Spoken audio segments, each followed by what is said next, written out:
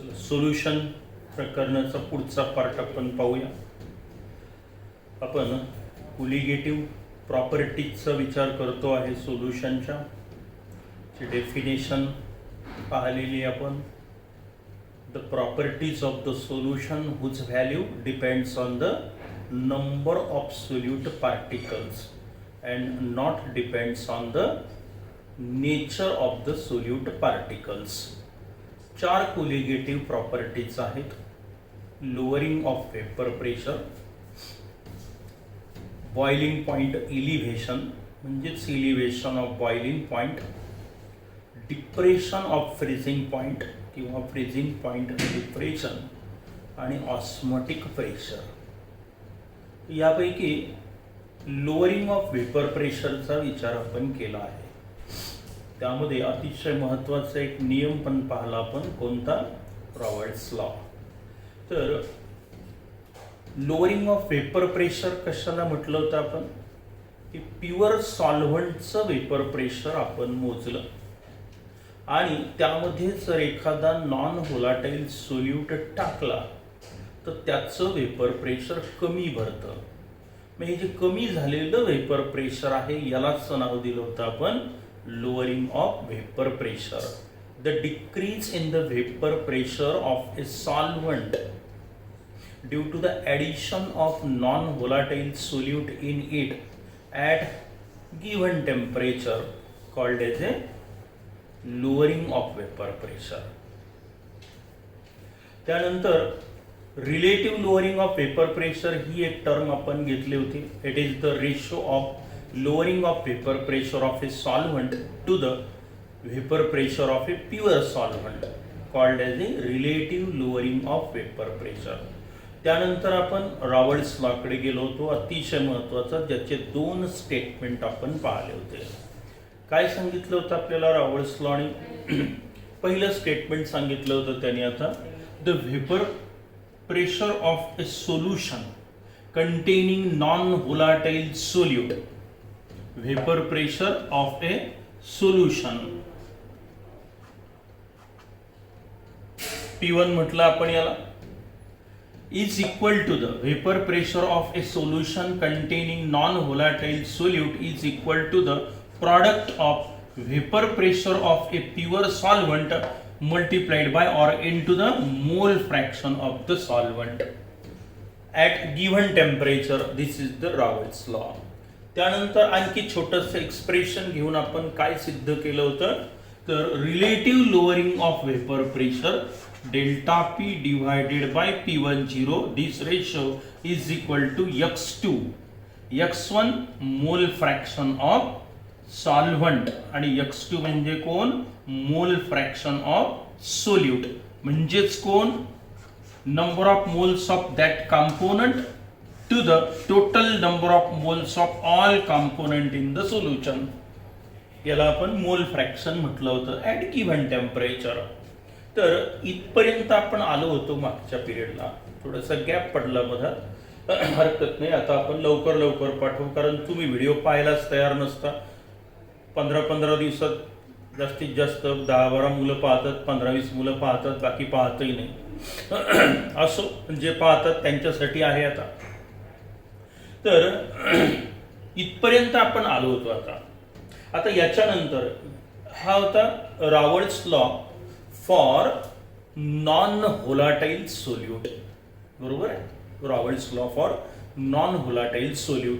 आता volatile solute साठी काय आहे आणि सगळ्यात महत्त्वाचं एक एक्सप्रेशन घ्यायचं आहे आपल्याला, ज्याच्यासाठी आपण एक प्रकरण शिकतोय.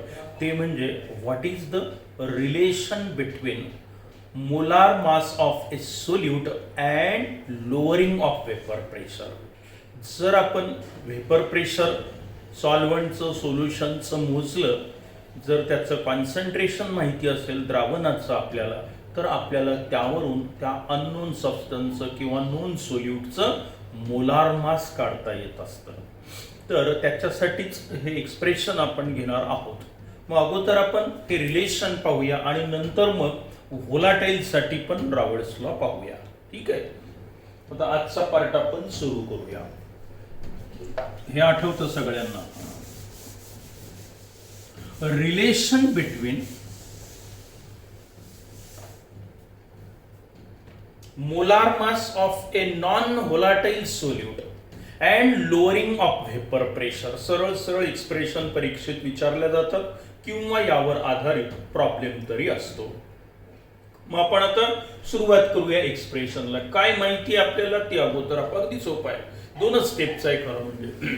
आपल्याला रावल्स लॉने काय सांगितलेलं आहे नॉन व्होलाटाईल सोल्यूट साठी पहा. ब्लॅकबोर्ड छोटा असल्यामुळे सर्व लिहित बसत नाही, मुख्य एक्सप्रेशन सांगतोय फक्त. रावल्स लॉचं आत्ताच एक स्टेटमेंट दिलं होतं पहा मी तुम्हाला. The relative lowering of vapour pressure of a solvent is equal to the mole fraction of the solute. बरोबर आहे. हे एक्सप्रेशन इथून सुरुवात करायची आहे आपल्याला. मग डेल्टा पी म्हणजे कोण असतो? Delta P it is the difference in between the vapour pressure of a solvent and vapour pressure of a solution. हा आहे आपला डेल्टा पी. बरोबर आहे. Divided by vapour pressure of a solvent is equal to the mole fraction of the solute. आता mole फ्रॅक्शनची व्याख्या आपण अगोदरच घेतलेली आहे. सोल्यूट आहे, सॉल्व्हंट आहे, आपण किती सोल्यूट घेतो, किती सॉल्व्हंट घेतो. मोल फ्रॅक्शनचे definition number of mole of that component to the total number of mole of solute and solvent, that is all component in the solution. ही आहे आपली डेफिनेशन. मग आपण काय करूया की हे x2 काढूया आपण. Let W2 gram.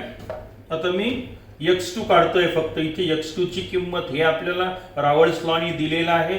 Late W2 gram of non volatile solute.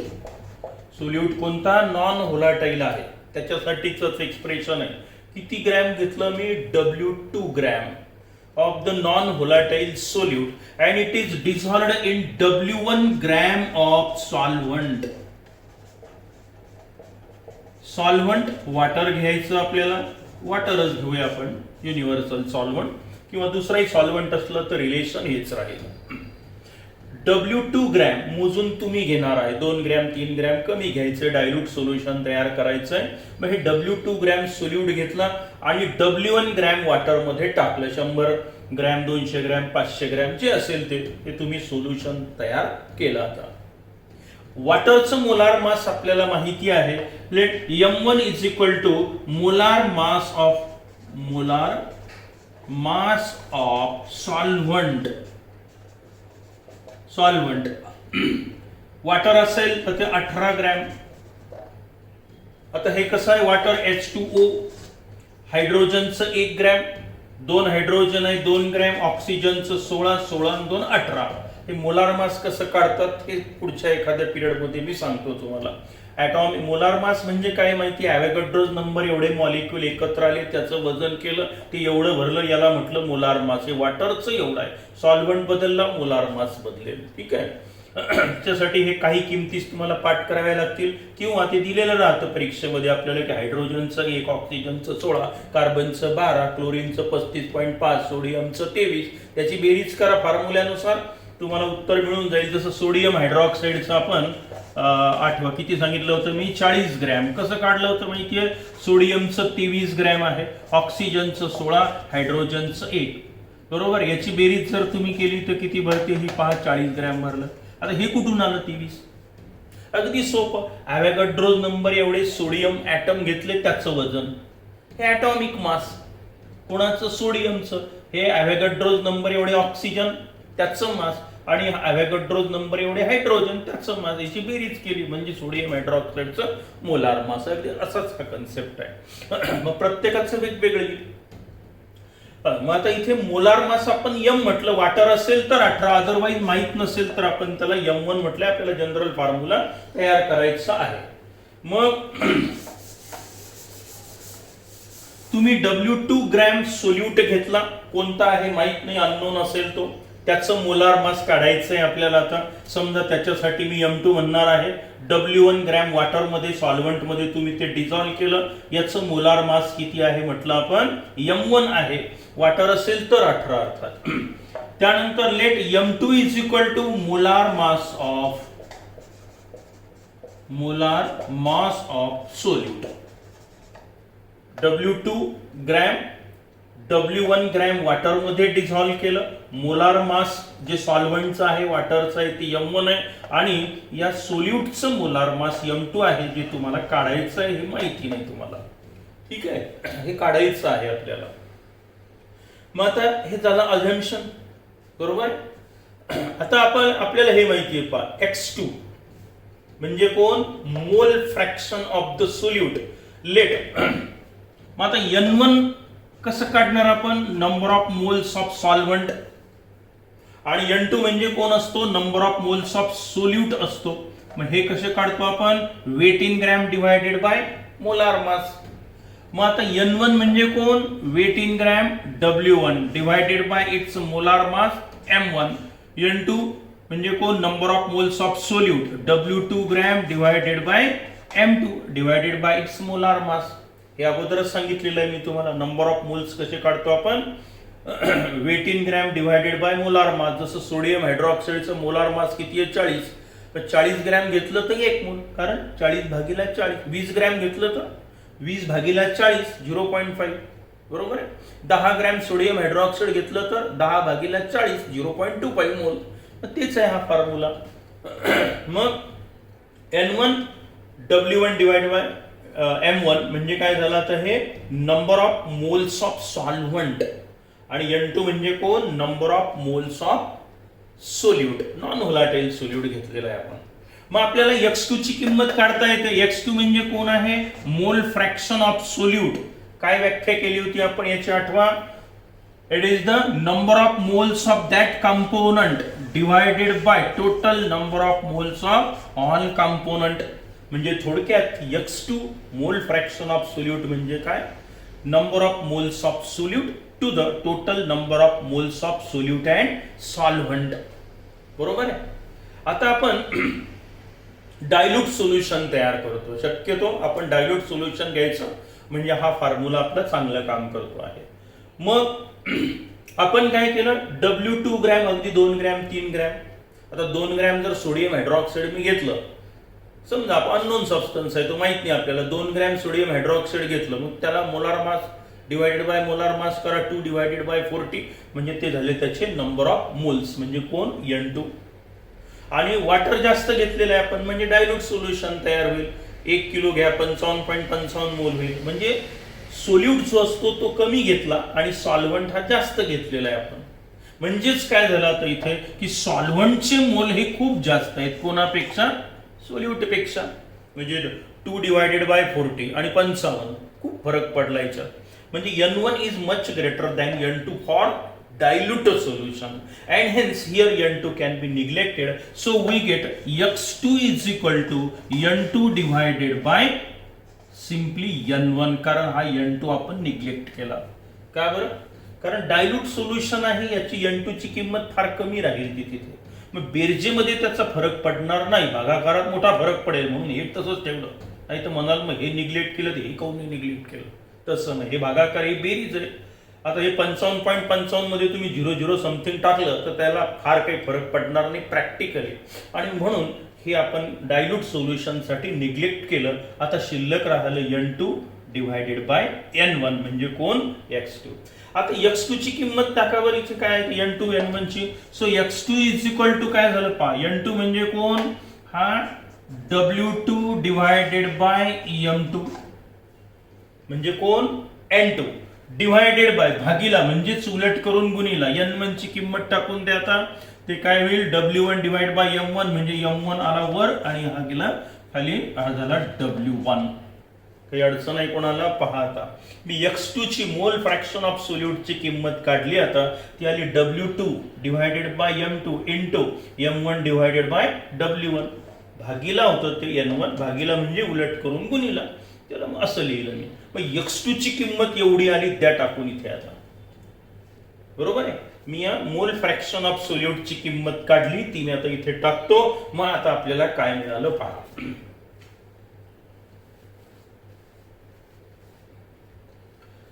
इथे लिहितो वर म्हणजे तुम्हाला ते समजेल. ठीक आहे,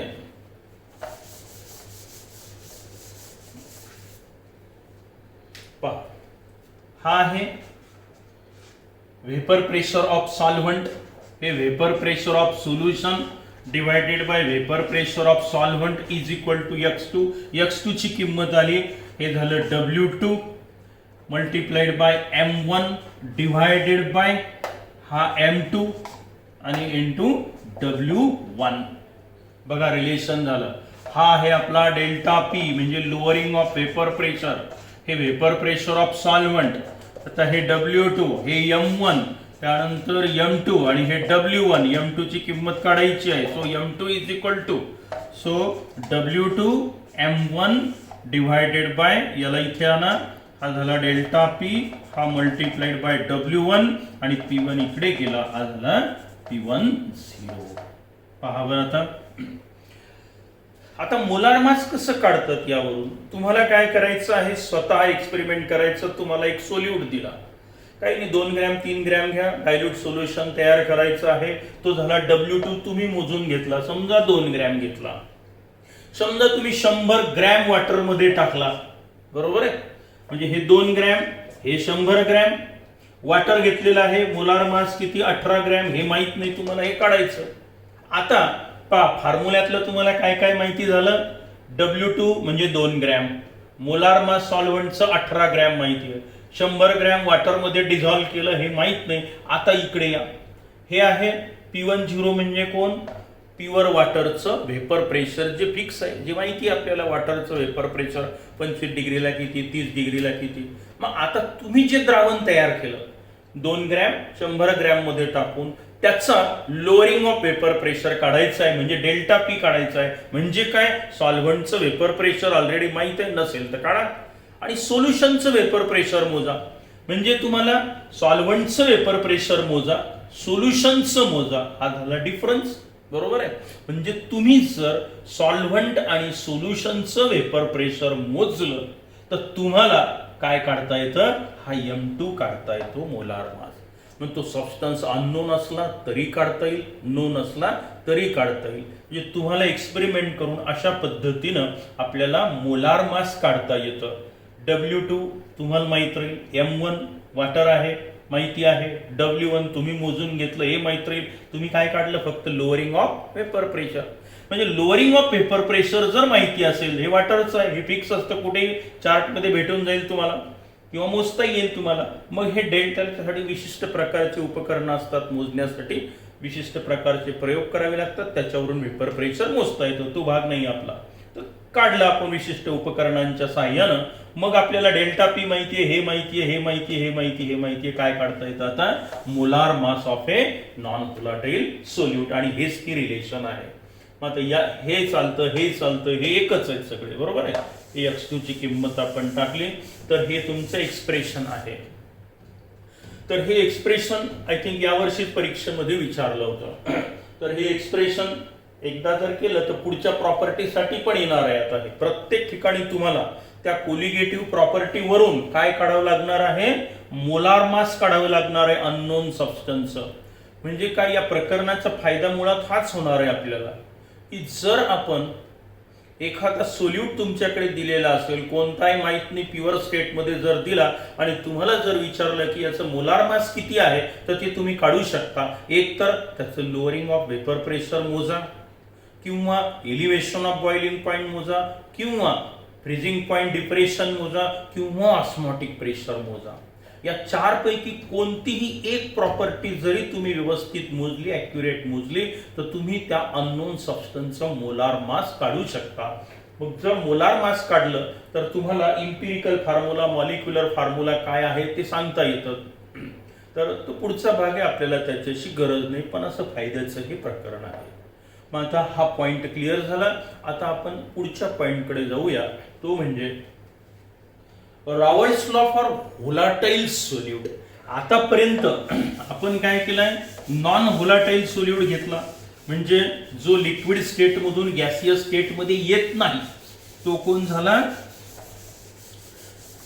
नॉन व्होलाटाईल सोल्यूट. समजा आता व्होलाटाईल सोल्यूट असेल तर हा नियम काय आहे, रॉवर्ट्स लॉ काय आहे, त्याचा आपण विचार करूया. ठीक आहे, रॉवर्ट्स लॉ फॉर व्होलाटाईल सोल्यूट.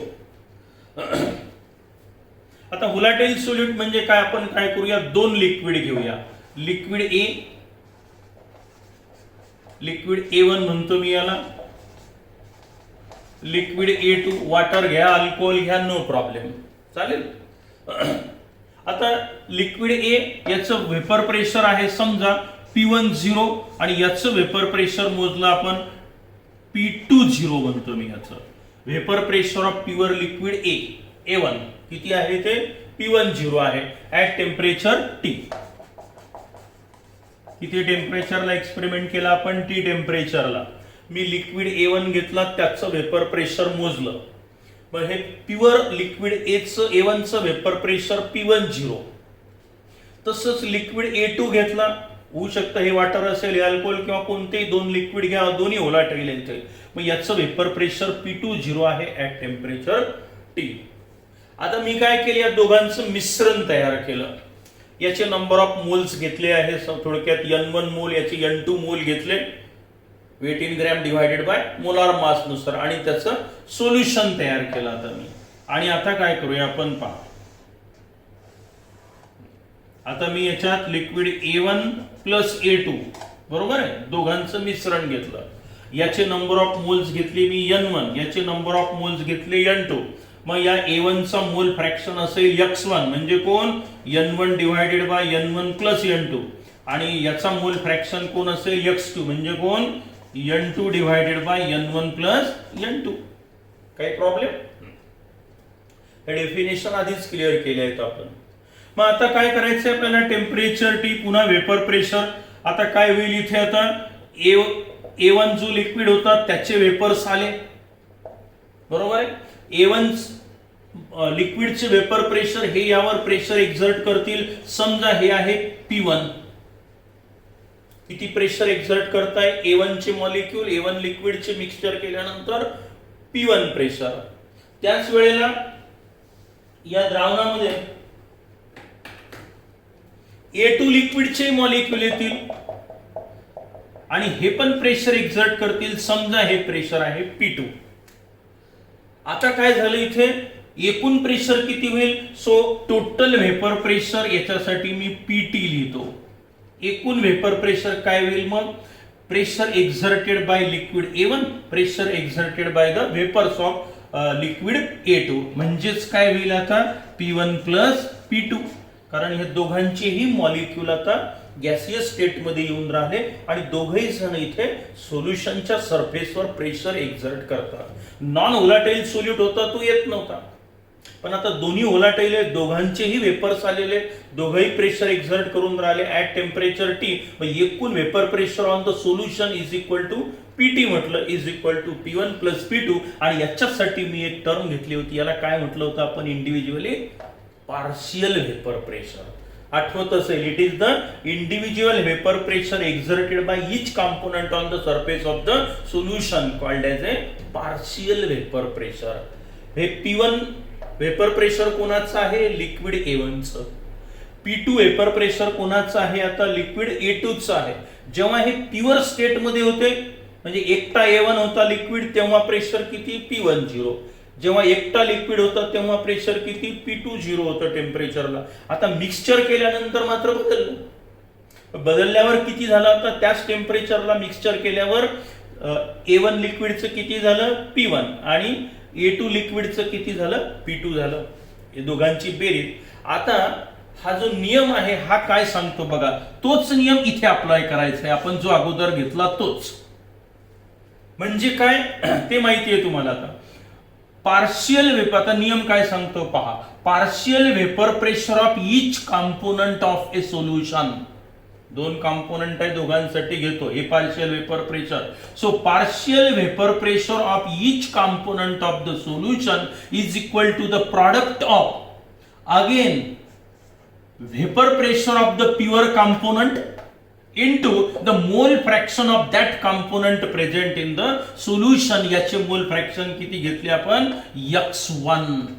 म्हणजे थोडक्यात P1 ची किंमत किती होईल, आता हे pure vapour pressure of that component into its मोल फ्रॅक्शन इन द सोल्युशन. हे कमी झालेलं असेल आता तिथे, लोअरिंग ऑफ वेपर प्रेशर जसं आपण म्हणतो कमी होत असतं ते तसंच आहे. मग आता P2 किती होईल, हे पण इंडिव्हिज्युअल वेपर प्रेशर आहे म्हणजेच पार्शियल वेपर प्रेशर.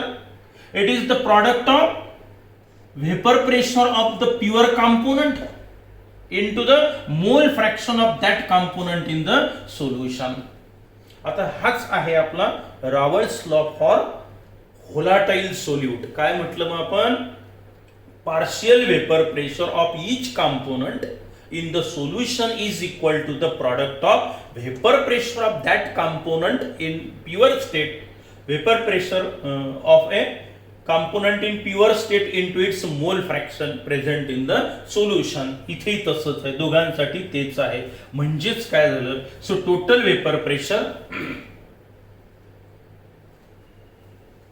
किती होईल पहा. आता करा बेरीज याची. आता ह्या किमती इथे टाकून देतो मी. So total vapour pressure Pt is equal to P1 ची किंमत किती, P10 x1 आणि हे किती होईल P20 x2. या किमती मी टाकल्या. हेच आपलं स्टेटमेंट आहे. काय स्टेटमेंट होईल मग, व्होलाटाईल सोल्यूट साठी the partial vapour pressure of each component of a solution is equal to the product of vapor pressure of that pure component into the mole fraction of that component in the solution at given temperature. हे झालं statement. इथे तेच त्याचं pure state मध्ये असलेलं vapour pressure आणि द्रावणात त्याचा मोल फ्रॅक्शन किती होतं या दोघांचा गुणाकार म्हणजे P1 प्रेशर. तसंच P2 साठी आहे. मग आता आपल्याला माहिती आहे, याला वाटलं तर आणखी आपण समोर सिम्प्लिफाय करतो. फॉर बायनरी सोल्युशन ज्याच्यामध्ये दोघच जण एक सोल्यूट एक सॉल्व्हंट, तिथे x1 plus x2 is equal to 1 होत आहे. So x1 is equal to काय होईल आता 1 मायनस x2 किंवा x2 is equal to 1 minus x1. तुम्ही x2 च्या टर्म्स मध्ये घ्या, x1 च्या टर्म्स मध्ये घ्या, काही फरक पडत नाही. मग आता Pt इज इक्वल टू काय होईल P1 0 x1 म्हणजे कोण 1 minus x2 plus P20 x2, that is P10 minus P10 x2 plus P20 x2. बरोबर आहे. याला इकडे लिहितो मी minus P10 x2 plus P20 x2. त्याच्यानंतर हा इकडे लिहितो आहे P10. आता याला अगोदर जर लिहिलं तर x2 कॉमन लिखतो म्हणजे कोण, हा P20 हा मायनस P10 आणि हे कोण x2 प्लस P10 आणि हे झालं तर टोटल वेपर प्रेशर.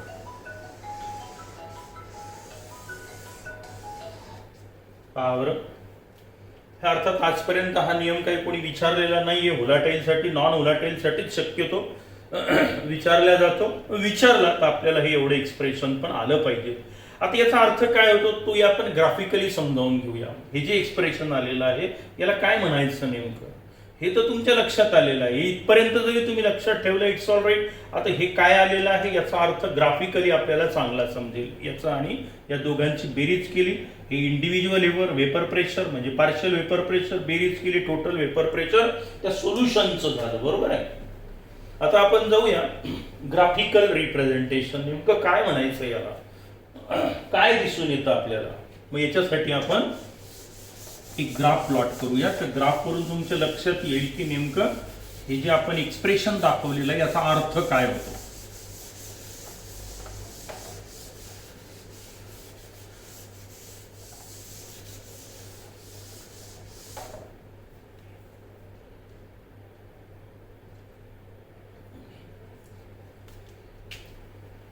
काय लिहिलं होतं आपण आठवा, Pt is equal to P1 plus P2.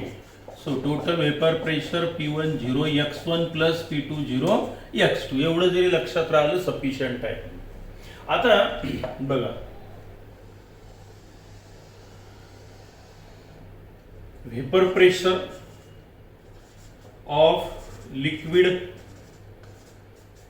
A1 इथे दुसरा दाखवतोय मी रेषा. Vapour pressure of liquid A2 increasing order. त्यानंतर इथे टाकतोय मी आता मोल फ्रॅक्शन. इकडे इन्क्रीजिंग ऑर्डर दाखवतोय. आता पहा लिक्विड A1 मोल फ्रॅक्शन जेव्हा प्युअर स्टेट मध्ये होता तेव्हा याचे मोल किती होते x1. बरोबर. मोल फ्रॅक्शन सो प्युअर लिक्विड आहे A1 या पॉइंटला, अजून मिक्सचर केलेलं नाही. समजा मोल फ्रॅक्शन आहे x1 तेव्हा याचं वेपर प्रेशर जे आहे ते काय असतं प्युअर स्टेट मध्ये P10. बरोबर आहे. आणि लिक्विड A2 जेव्हा आपण घेतो तेव्हा समजा इथे x2 आहे, x2 इथे x1 इज इक्वल टू 1 मोल, म्हणजे x2 0 असेल. इथे प्युअर सॉल्व्हंट आहे हा pure liquid A1, x1 is equal to 1. इथे x2 शून्य राहील. बरोबर आहे, कारण याच्यात अजून मिक्सचर केलेलं नाही. आता काय करूया आपण, हा x1 आता इथे प्युअर लिक्विड आहे, हा x2 आहे, so x2 is equal to 1 आणि x1 इज इक्वल टू काय होईल आता इथे 0 होईल. बरोबर आहे. x1 1 आहे, इकडे जाताना तो हळूहळू इकडे कमी कमी होत गेला, म्हणजे x1 किती झाला आता इकडे x1 इज इक्वल टू 0 होईल आणि इथे x2 0 होता तेव्हा इकडे x2 इज इक्वल टू 1 होईल, कारण दोघांची बेरीज किती होते 1 होत असते. आता जेव्हा प्युअर लिक्विड A2 असेल तेव्हा याचं वेपर प्रेशर समजा किती असतं, आपण म्हटलं होतं P2 प्युअर वेपर प्रेशर, म्हणजे हा P2 0. बरोबर आहे. x2 1 मोल असताना x2 इक्वल टू 1 मोल. आता काय होतं पहा, जसं जसं आपण मिक्सचर करतो आहे, हा x1 is equal to 1, x1 is equal to 0. आता इकडे पहा x2 चे मोल वाढत चालले, x2 चे मोल वाढत चालले, x1 चे कमी होत चालले, म्हणजेच काय होईल आता वेपर प्रेशर कमी कमी होत जाईल. याचं चाललं कमी कमी होत. जसं जसं x1 जेव्हा मॅक्झिमम होता प्युअर होता तेव्हा जास्तीत जास्त वेपर प्रेशर होतं आणि आता हे कमी कमी होत चाललं. जसं जसं x2 वाढत चालला तसं तसं. बरोबर आहे. त्याच वेळेला पहा x2 चे मोल 0 होते, म्हणजे त्याचं वेपर प्रेशर 0 होते तेव्हा ते नव्हताच. पण जसे जसे x2 चे मोल वाढत वाढत चालले तसं याचं वेपर प्रेशर वाढत वाढत चाललं आणि शेवटी हे मॅक्झिमम किती आला आता P2 0. म्हणजे जसं जसं मिक्सर करत जातो आपण, म्हणजे x1 चं प्रमाण जसं जसं कमी कमी होत चाललं तसं तसं त्याचं वेपर प्रेशर कमी कमी होत चाललं आणि त्याच वेळेला x2 जो आहे आता म्हणजे कोण दुसरा सॉल्व्हंट लिक्विड A2 जो आहे त्याचं जसं जसं प्रमाण वाढत वाढत चाललं तसं त्याचं वेपर प्रेशर पण वाढत चाललं आणि हे जर तुम्ही जोडलं आता तर हे काय झालं तुमचं PT म्हणजे कोण P1 प्लस P2 आहे. तर हा झाला ग्राफ, त्याचा ग्राफिकल रिप्रेझेंटेशन. ठीक आहे. एकदा वाचून काढा, समजेल नक्की तुम्हाला. एकदा दोनदा पुन्हा व्हिडिओ बघायचा म्हणजे हे पॉइंट तुमचे क्लिअर होतील. ठीक.